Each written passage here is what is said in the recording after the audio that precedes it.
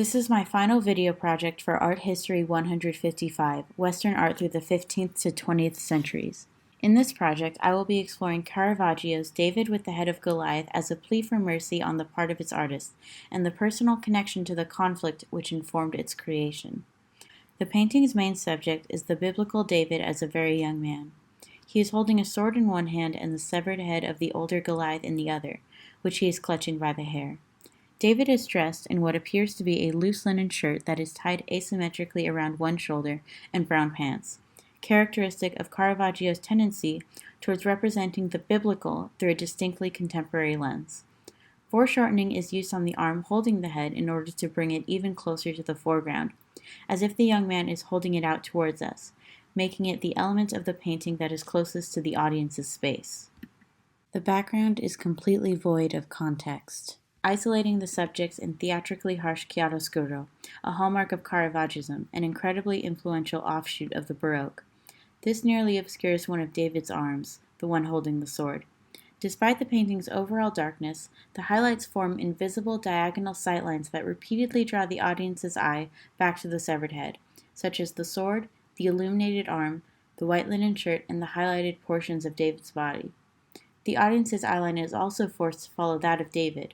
There is no escape from a violent reckoning with mortality for anyone looking at this painting.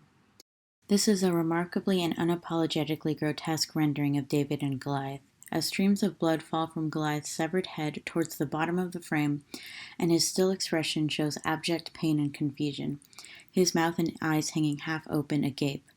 It is also notable for being a depiction which extremely emphasizes the difference in age and physical capability between David and Goliath, which can be illustrated when it is compared to Renaissance versions such as Michelangelo or Donatello's, or more contemporarily, Bernini's sculpture of David. All of these aspects of the piece can be explained by the context of its creation. At the time of the painting's creation, Caravaggio was considered a fugitive.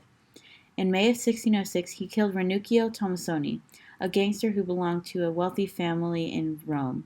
The exact motive for the crime remains undetermined, and the killing was possibly unintentional, but nevertheless, Caravaggio was charged and sentenced to beheading as a punishment for the crime. Prior to this, Caravaggio had already established a reputation for misbehavior and an extensive criminal record, with incidents ranging from carrying illegal weapons, brawling, and assaulting a waiter over a plate of artichokes. Caravaggio had often managed to escape serious legal consequences through his many connections with powerful individuals in Rome and by donating his art. However, this crime was one which forced him to flee Rome, moving periodically between Naples, Malta, and Sicily for the rest of his life. Despite these circumstances, he continued to petition for forgiveness and an end to his exile from the many influential people his status as an artist granted him relationships with.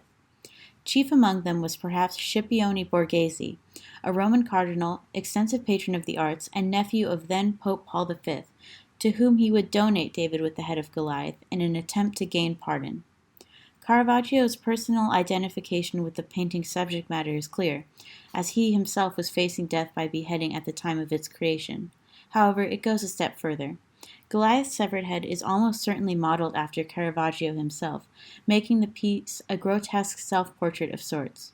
In doing so, Caravaggio transforms the painting from simply a representation of a popular biblical story about triumph over adversity into a tacit admission of guilt and an expression of deep remorse. The model for David also has interesting connotations, having been referred to in records as il suo Caravaggino, which approximately translates to his own little Caravaggio.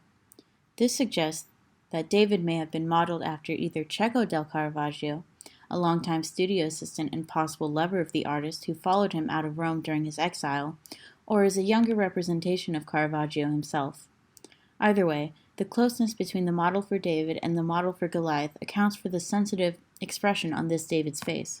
Far from the typical expressions of steeled resolve, calm determination, or triumph, this David is contemplative and merciful, almost appearing regretful that he had to end Goliath's life. The sword which David wields is inscribed with the letters HASOS, which has been interpreted as an abbreviation of the Latin phrase Humilitas occidet superbium, or humility kills pride. The message is clear. David, represented by Caravaggio's lover, or a younger version of Caravaggio, is humility, and Goliath, Caravaggio himself, is pride. Just as David overcomes Goliath through the grace of God, humility can triumph over pride through Caravaggio's appeal for redemption. Ultimately, Caravaggio's David with the Head of Goliath functions not only as a Baroque masterpiece and a uniquely striking depiction of the story of David and Goliath, but as a deeply personal plea for mercy on the part of its artist.